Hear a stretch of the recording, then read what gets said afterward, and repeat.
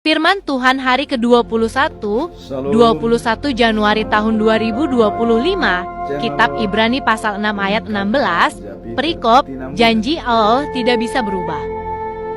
Kembali kita baca firman pada hari ini, di hari yang ke-21, tanggal 21 Januari 2025, diambil dari kitab Ibrani pasal 6 ayat yang ke-16 dengan perikop janji Allah tidak bisa berubah. Perikop hari ini. Kemudian dalam natsnya atau ayatnya hari ini kita ambil dari 3 bahasa Indonesia sehari-hari dan bahasa Indonesia pada umumnya, bahasa Indonesia sehari-hari dan juga bahasa Batak Toba Siganupari. Demikian firman Tuhan. Sebab manusia bersumpah demi orang yang lebih tinggi, dan sumpah itu menjadi suatu pengokohan baginya yang mengakhiri segala bantahan. Dalam bahasa Indonesia sehari-hari dikatakan, kalau orang bersumpah, ia bersumpah atas nama orang lain yang lebih tinggi daripadanya, maka sumpah itu mengakhiri segala bantahan. Dalam bahasa Batak Toba Siganupari didok songonon molo marsupa jolma didokdo supanai marhite goar nina tumimbo sian ibana laho patuguhot jajinail dohot padahon paraloan. Jadi molo marsumpa jolma didokdo supanai marhite goar nina tumimbo sian ibana laho patuguhon janjinai dohot padaohon pararoan. Firman Tuhan hari ini. Kemudian bacaan pagi kita lihat dari kitab Yosua pasal 13 ayat 8 sampai 33. Pembagian tanah sebelah timur sungai Jordan. Jadi daerah untuk Ruben, Gad, dan Manasye. Kemudian bacaan malam Roma 14 ayat 16 sampai 35. Janji Allah diterima karena percaya kepada Allah. Itulah firman Tuhan pada hari ini. Kemudian kita selalu menyampaikan pedoman kita pada bulan Januari. Ini selalu kita kumandangkan karena ini adalah merupakan dasar kita mulai menjalani tahun 2025. Dengan topik dikatakan adalah kesatuan dalam panggilan dan pelayanan memuliakan Tuhan. Itulah topik. Dan dicoba dijabarkan di dalam 1 Korintus pasal 12 ayat 12. Dikatakan bahwa karena sama seperti tubuh jadi satu, dan banyak anggota-anggotanya, Dan semua anggota yang banyak itu berada dalam satu tubuh. Demikianlah Kristus. Dan Kristus disinonimkan sebagai bait suci atau rumah Tuhan. Dan yang berada di rumah Tuhan tentu adalah anggota-anggota jemaat. Dan anggota-anggota jemaat tersebut telah dibaptis dan memenuhi sebagai pewaris kerajaan surga. Jadi kalau dalam tubuh manusia disinonimkan dengan tubuh manusia, yaitu adanya konsepsi sistem. Artinya, tubuh manusia terdiri dari banyak anggota. Yang pertama itu adalah panca indera, 5 yang terdapat, yang nyata, yaitu mata melihat, telinga mendengar, dan hidung mencium, lidah untuk mengecap atau berbicara, dan kulit sebagai perasa. Nah, kemudian ditambah dengan alam bawah sadar, yaitu pikiran, hati kita. Dan itu berkolaborasi dengan otak dan jantung, bekerja 24 jam. Semua perangkat-perangkat ini berfungsi dalam satu tubuh. Dan tidak ada yang mengatakan, akulah lebih penting. Tidak. Datang kata jantung, kalau aku tidak ada, semua tidak ada artinya. Tidak bisa berbicara seperti itu jantung. Atau telinga mengatakan, kalau saya tidak mendengar, yang lainnya semua percuma, katanya. Tidak. Tapi semuanya berada dalam kesatuan panggilan, dalam satu konsepsi sistem yang saling menentukan, saling berhubungan, saling memengaruhi, dan saling membutuhkan antara yang satu dengan yang lain. Demikianlah tubuh Kristus. Tubuh Kristus adalah rumah Tuhan. Setelah Kristus menyelamatkan umatnya dari dosa-dosanya dengan menerima baptisan kudus, mereka semua berada di rumah Tuhan. Itulah sebagai tubuh Kristus. Di rumah Tuhan ada penatua, ada pengkhotbah, ada pendeta, ada liturgis, ada pemusik, ada penyanyi, dan ada jemaat. Semua bergabung dalam satu. Tapi tidak bisa mengatakan oleh pendeta, kalau saya tidak ada, ruas atau jemaat tidak ada artinya. Demikian juga jemaat tidak bisa mengatakan, kalau kami tidak ada, pendeta nggak ada artinya. Tidak. Semua mereka adalah merupakan konsepsi sistem. Artinya yang saling berhubungan, saling menentukan, saling membutuhkan, dan saling bekerja sama antara yang satu dengan yang lainnya. Itulah, maka Paulus menggambarkan seperti tubuh manusia dengan tubuh Kristus. Jadi topik kita di sana, semuanya ada kesatuan panggilan dalam melayani untuk kemuliaan Tuhan. Jadi dengan kesimpulan kita dalam topik pada bulan Januari adalah bersatu di dalam panggilan untuk melayani dalam hal memuji dan memuliakan Tuhan.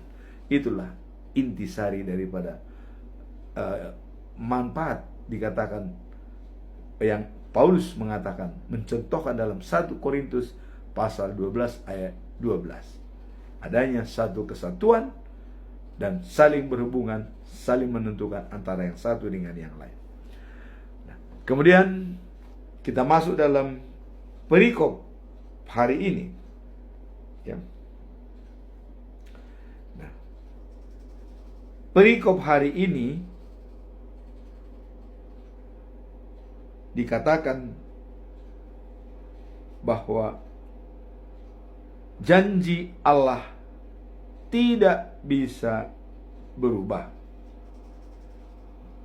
apa makna dan pesan moral dari kitab Ibrani pasal yang ke-6 ayat 16. Coba kita lihat ya. Makna ketika Tuhan memberi janji ya, Dia juga memberikan jaminan melalui ya, sumpah.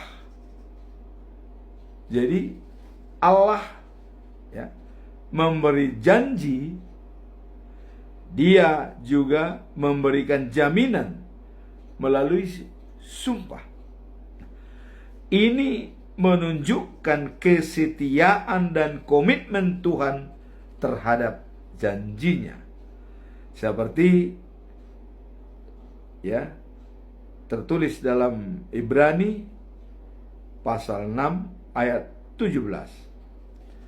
Allah berusaha dengan lebih sungguh-sungguh untuk menunjukkan seperti ya dalam pasal 6 ayat 17 ya, kepada para ahli waris janjinya dan sumpah Allah sebagai tanda kekuatan dari kepastian dalam janji yang diberikan, baik oleh manusia maupun Tuhan.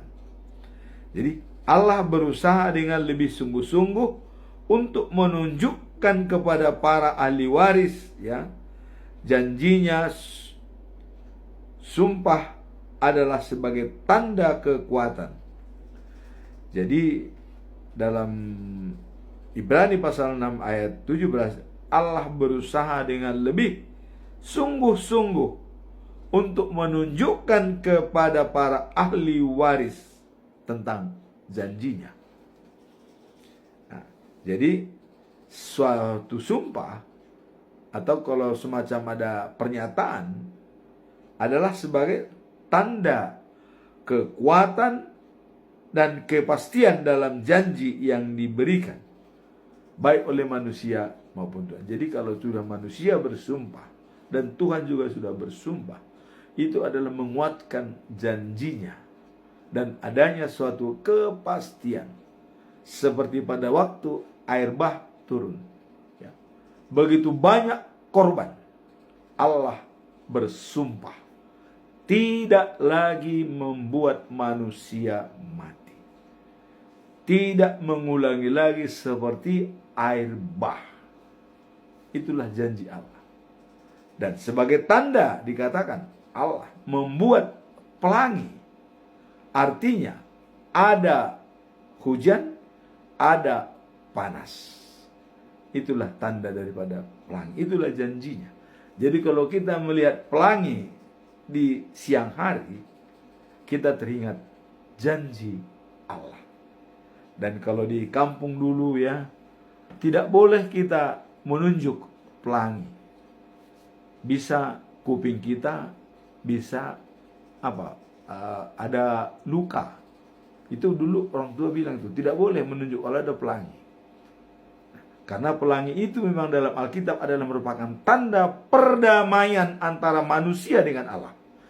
Jadi jangan asal melihat pelangi. Kalau kita melihat pelangi kita merenung, wah inilah janji Allah kepada manusia. Memang kita bisa bikin pelangi apabila kita ambil air, kita sembur, dan juga pada waktu di panas matahari terjadi pelangi. Dan itulah tanda perdamaian dari Allah, bahwa ada musim hujan, ada musim panas, digabung jadi satu, hujan dan panas. Itulah pelangi. Itulah sumpah Allah bahwa tidak lagi akan membuat manusia hancur. Maka janji Allah kepada Daud, keturunanmu menjadi pewaris tahta kerajaanmu dan membangun bait suci bagi saya, kata Tuhan. Dan yang kedua, janji dari keturunanmu menjadi raja segala raja di dunia ini, Dan pemerintahannya adalah di kota Sion selama-lamanya. Jadi nanti, saudara-saudara, kalau sudah Tuhan yang memerintah, tidak ada lagi di sana kesusahan, tidak ada lagi tangis, dan langsung Allah sendiri yang memerintah di tempat tersebut. Itulah katanya kota Sion. Jadi kalau kita lihat dalam Alkitab, Wahyu pasal 21 ayat 9, Yerusalem yang baru. Langit lama, dunia lama dilenyapkan oleh Tuhan Allah. Dibangunlah langit baru dan dunia baru, dan itulah Yerusalem. Dan disitulah kita. Ini adalah janji Allah. Dan ini masih kita tunggu. Sampai kapan ini tercipta? Kita tidak bisa mengharapkan tercipta 1 tahun lagi, tidak. Karena masalah perhitungan waktu bagi kita 1000 tahun, bagi Tuhan 1 hari. Jadi coba kita bayangkan, kalau seandainya Tuhan Allah itu nanti memerintah datang pada hari ke-7, berarti 7000 tahun yang akan datang. Dari sekarang, baru 2000 tahun. Berarti 5000 tahun lagi datang. Kalau dia hari ke-7. Itulah perbandingan daripada hari dengan Tuhan. 1 hari bagi Tuhan, 1000 tahun bagi manusia. Nah, sekarang kita lihat di sini apa pesan moral dari perikop ini. Tadi maknanya kita lihat Tuhan memberi janji, dia juga memberi jaminan melalui sumpah. Jaminannya itu tidak lagi, Tuhan bersumpah tidak lagi membuat manusia susah seperti air bah. Itu. Dan itu sudah ditepati dengan kedatangan Yesus Kristus sebagai juru selamat dunia. Maka Tuhan mengatakan begitu besar kasih Allah pada dunia ini, Dia memberikan anaknya yang tunggal, bagi siapa yang percaya kepadanya tidak binasa, melainkan beroleh hidup yang kekal. Itu Yohanes 3 ayat 16. Itu harus kita kumandangkan, karena itulah yang diberikan Tuhan untuk menepati janjinya, bahwa Dia tidak lagi merusak dunia ini seperti air bah, tidak, tapi dengan kasih sayangnya mengirimkan anaknya yang tunggal sebagai juru selamat dunia. Pesan moral dalam hal perikop ini, dengan sumpah Tuhan menegaskan komitmen dan janjinya, sehingga kita sangat yakin dan punya harapan yang teguh. Jadi dengan sumpah Tuhan menegaskan komitmen dan janjinya, sehingga kita sangat yakin dan punya harapan yang teguh. Seperti juga manusia juga kalau sudah bersumpah, itu menguatkan janjinya. Kalau pejabat-pejabat sebelum menjabat di pemerintahan, diambil sumpah. Aku bersumpah. Dan juga semoga Tuhan Allah memberkati. Jadi janji itu adalah sebagai jaminan untuk menguatkan apa yang dikerjakan, apa yang akan disampaikan. Nah, jadi itulah pesan moral di sini, bahwa sumpah Tuhan menegaskan komitmen dan janjinya, sehingga kita sangat yakin dan punya harapan yang teguh. Ini mengingatkan kita bahwa dalam hidup ini, khususnya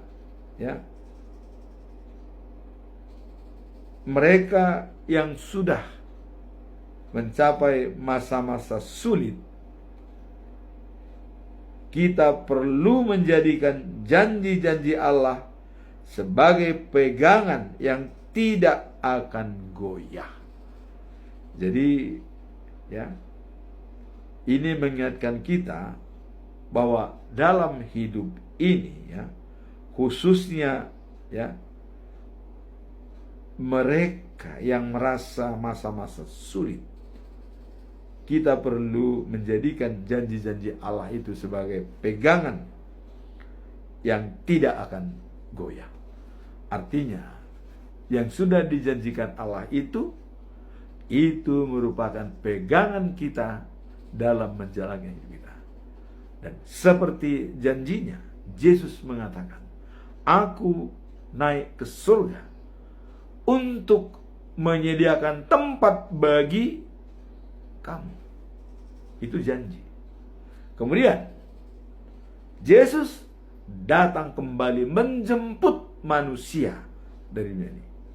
Jadi ada janji menyediakan tempat, dan ada janji akan datang menjemput orang yang percaya kepadanya. Itulah, dengan janji itu kita merasa yakin bahwa kita akan hidup yang kekal di tempat yang sudah disediakan oleh Tuhan pada saat Dia menjemput kita dari dunia ini. Itulah pesan moral dari perikop ini. Kemudian kita masuk dalam kesimpulan. Apa kesimpulan kita atau conclusion dari perikop ini? Pertama, kita mencoba mengambil dengan pertanyaan. Karena dalam ilmu pengetahuan, bertanya adalah menggali materi yang sedalam-dalamnya. Maka kita selalu membuat 3 pertanyaan dalam menggali apa sebenarnya konklusi atau keputusan atau kesimpulan daripada perikop ini. Pertanyaan pertama adalah, dengan apa kita memastikan bahwa janji-janji Tuhan selalu ditepati dalam hidup kita? Nah, ini pertanyaan. Dengan apa kita dapat memastikan bahwa janji-janji Tuhan selalu ditepati dalam hidup kita? Dengan apa kita bisa memastikan? Ini banyak berbeda tantangan. Dengan apa? Ya. Untuk memastikan bahwa janji-janji Tuhan selalu ditepati dalam hidup kita, kita perlu memahami dan mengandalkan firman-Nya yang setia. Pengalaman kita adalah guru yang paling baik. Jadi, apakah Tuhan menepati janji-janjinya? Ya. Mari kita belajar dari pengalaman kita. Dan ada janji Tuhan yang dimateraikan kepada kita pada waktu kita pendewasaan iman, waktu menerima sidi. Nah, kita bisa melihat pada waktu pendewasaan iman, di situ ada ayat-ayat yang dimateraikan kepada kita. Dan itu bisa menjadi janji Tuhan kepada kita. Contoh, saya pribadi, waktu saya di sini, ada ayat yang harus saya ingat setiap saat. Dikatakan begini, dalam Yesaya pasal 48 ayat 17b.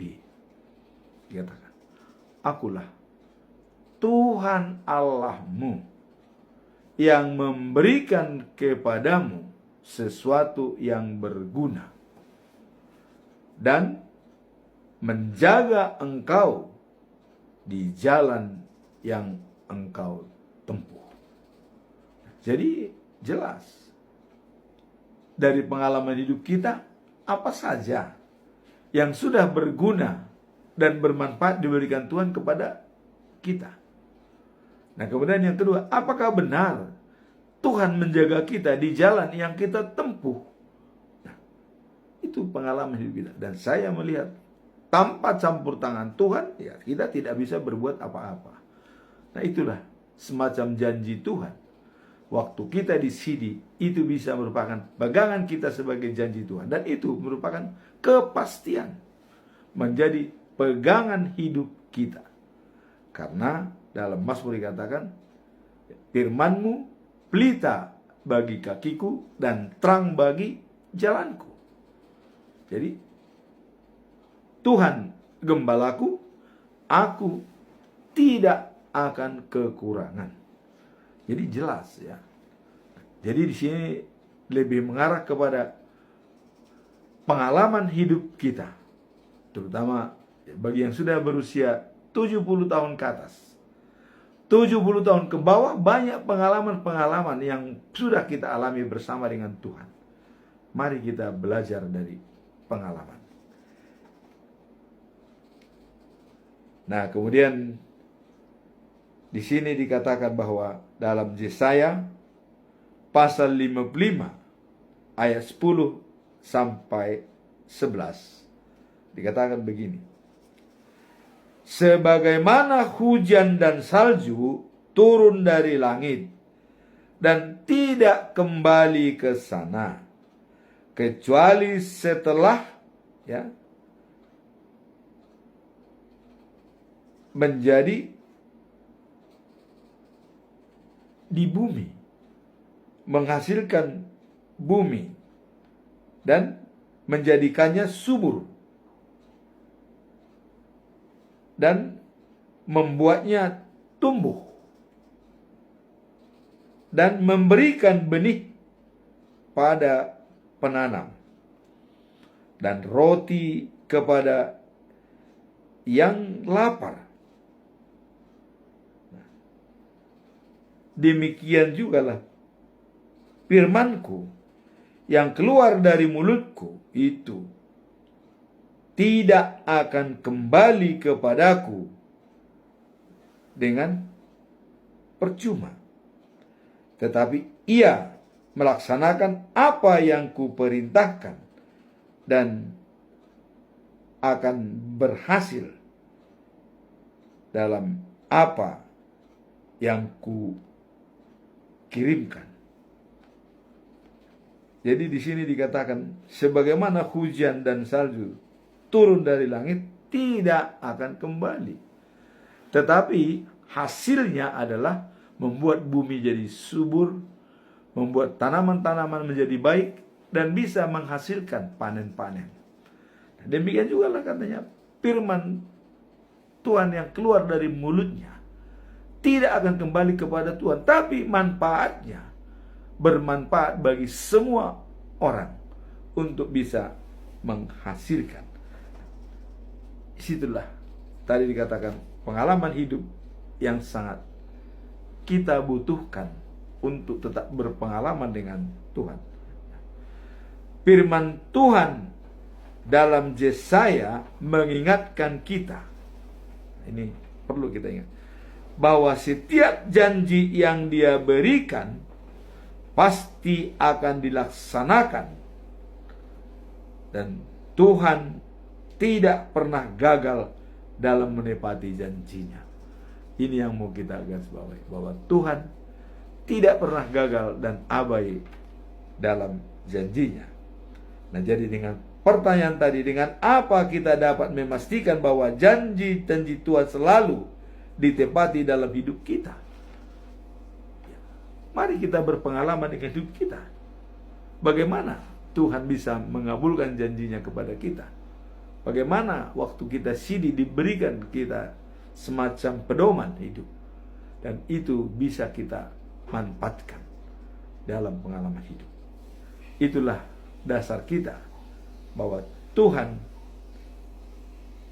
dapat memastikan bahwa janji-janji Tuhan selalu ditepati dalam hidup kita, dan Tuhan tidak pernah gagal dalam menepati janjinya, termasuk kedatangan Tuhan Yesus Kristus setelah air bah, setelah berapa ratus tahun sebelum Masehi ke atasnya.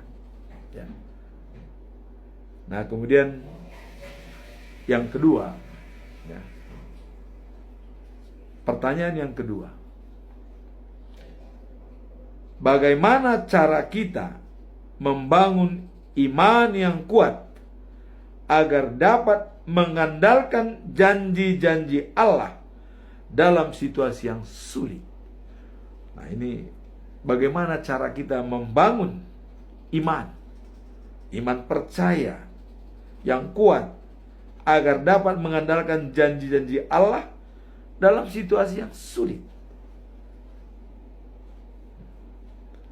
Membangun iman yang kuat dalam menghadapi situasi yang sulit merupakan bagian penting dalam kehidupan seorang percaya.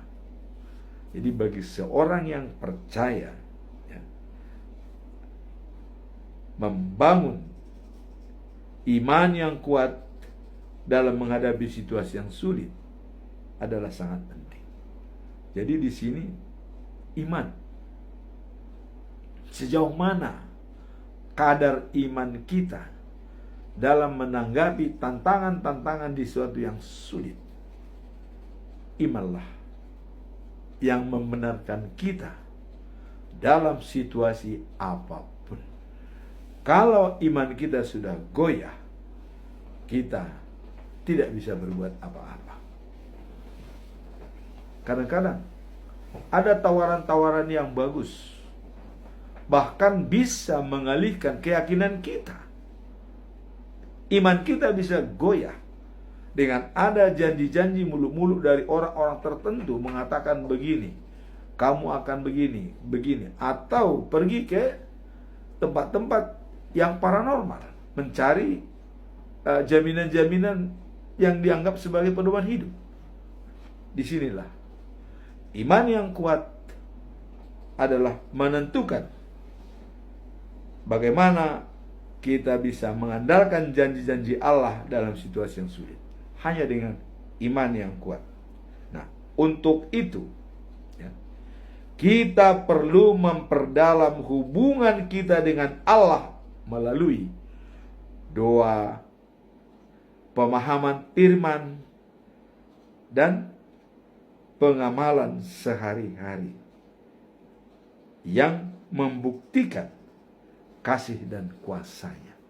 Jadi itulah, ya, diimplementasikan dalam doa, ya, untuk menghadapi situasi yang sulit, ya, memperdalam hubungan itu dengan doa, baca firman Tuhan, ya, dan pengamalan sehari-hari yang membuktikan kasih dan kuasanya. Mengamalkan kehidupan kita bekerja untuk Tuhan. Itu kuncinya. Setiap kita melakukan pekerjaan, kita mengingat bahwa itu adalah untuk Tuhan. Sesuai dengan perikop pada bulan Januari, kesatuan panggilan melayani kemuliaan untuk Tuhan. Nah, dalam firman, dalam pengamalan sehari-hari yang membuktikan kasih dan kuasanya, dalam Ibrani pasal 11 ayat 1 dikatakan, ya, iman adalah dasar dari segala sesuatu yang kita harapkan dan bukti dari segala sesuatu yang tidak kita lihat. Jadi iman itu tidak kita lihat, ya, tidak kita rasakan, tapi dia adalah dasar dari segala sesuatu yang kita harapkan, walaupun tidak bisa kita lihat. Tapi iman itu bisa membuat sesuatu, ya, yang kita harapkan, ya. Maka di kita HKBP dalam liturgis kebaktian HKBP itu diatur sudah sedemikian rupa. Bagaimana kita lihat kebaktian dalam HKBP? Pertama, dibuka dengan foto bersama atas nama Bapa, Yesus, dan Roh Kudus. Dibuka. Dan kemudian kita bernyanyi haleluya, haleluya, haleluya, memuji dan memuliakan Tuhan. Dan tahap kedua, apa yang disampaikan? Pengakuan dosa. Dan kita merasa bersalah dalam langkah-langkah kita. Maka itu kedua, pengampunan dosa. Ya, kita diberikan pengampunan dosa. Dan pada tahap yang ketiga adalah pembacaan firman Tuhan. Dan yang tadi setelah kita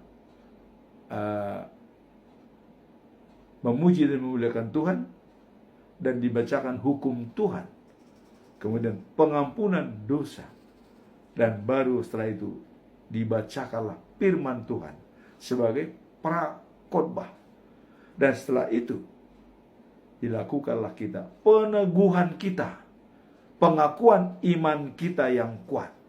Dan setelah kita diteguhkan dengan iman yang kuat, maka disampaikanlah khotbah, pendalaman, pencerahan, dan menjelaskan semua yang kita lakukan itu. Mulai dari pembukaan, hukum Tuhan, pengampunan dosa, dan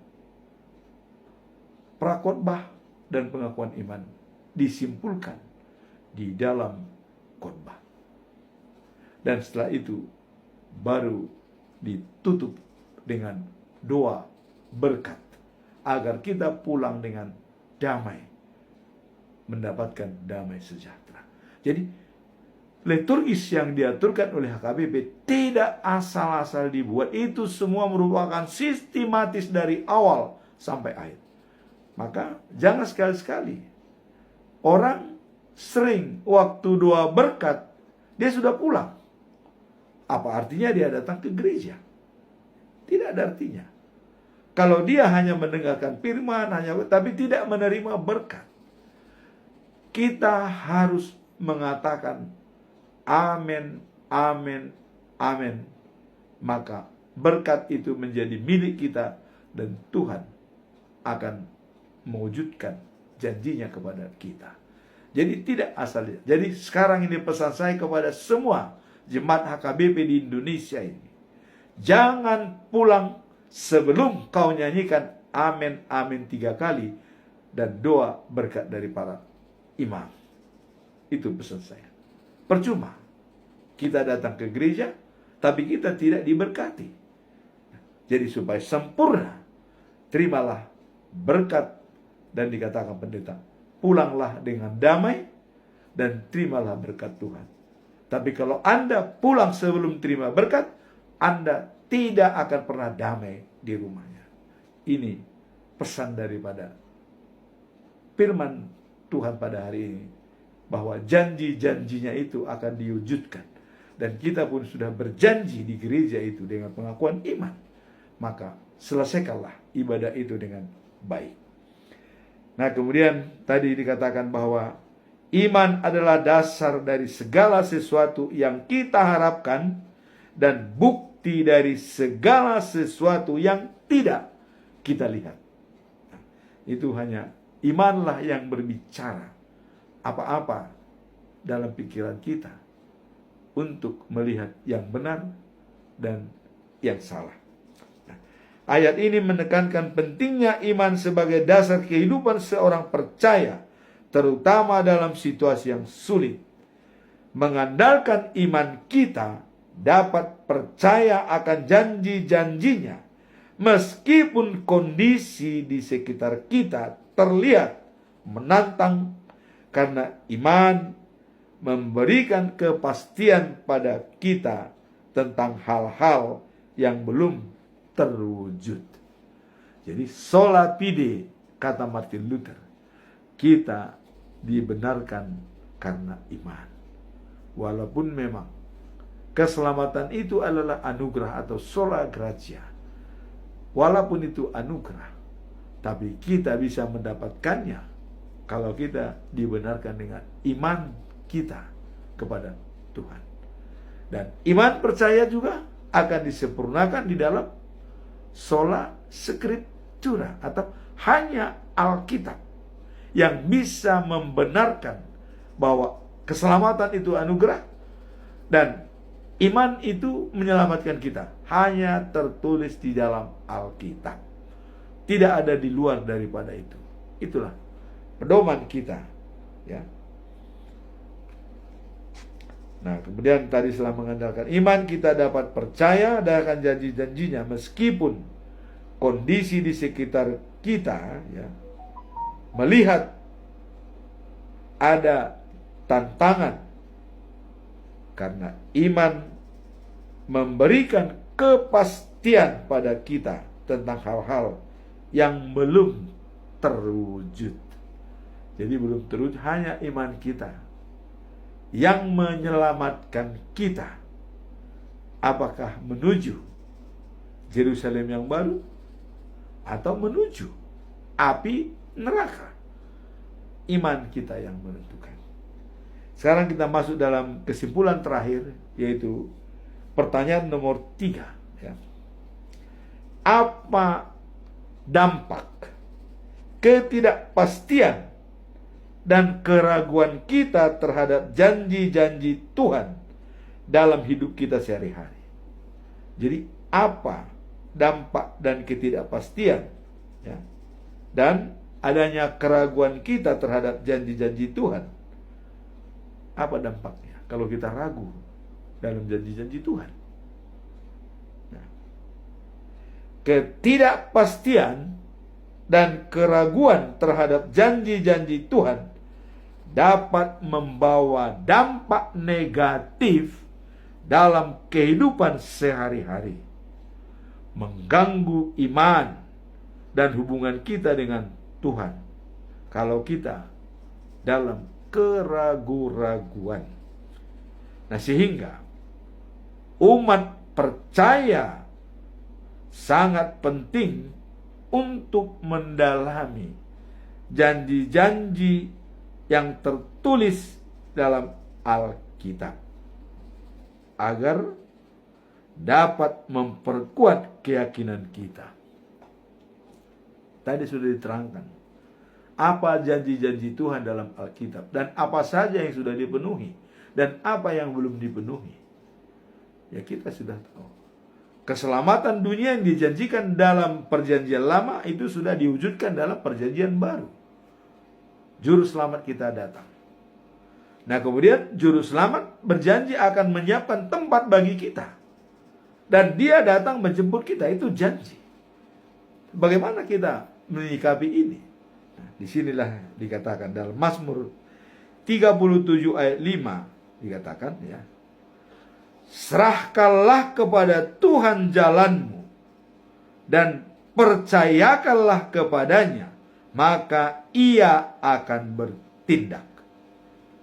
Membaca dan merenungkan firman Tuhan serta berdoa dapat membantu kita memperkuat iman dan mengatasi keraguan yang ada.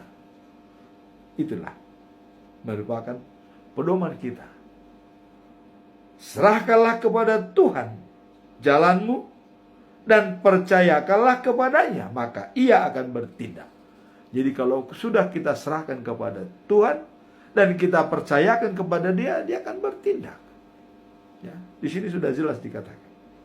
Nah, kemudian dalam Ibrani pasal 11 ayat 1, sebagaimana tadi kita lihat di awal, iman adalah dasar dari segala sesuatu yang kita harapkan dan bukti dari segala sesuatu yang tidak kita lihat. Jadi, ketidakpastian dan keraguan-raguan sering muncul ketika kita menghadapi tantangan dalam hidup, termasuk dalam menjalani janji-janji Tuhan. Jadi, kalau kita ragu janji Tuhan, selesai sudah. Ya. Tidak perlu kita baca Alkitab kalau kita sudah ragu. Tapi di sini dikatakan, jangan pernah ragu janji Tuhan. Serahkanlah kepadanya dan percayakanlah kepada Tuhan. Dia akan bertindak. Nah, kemudian ketidakpastian, ya, dan keraguan sering muncul ketika kita menghadapi tantangan dalam hidup, termasuk dalam menjalani janji-janji Tuhan.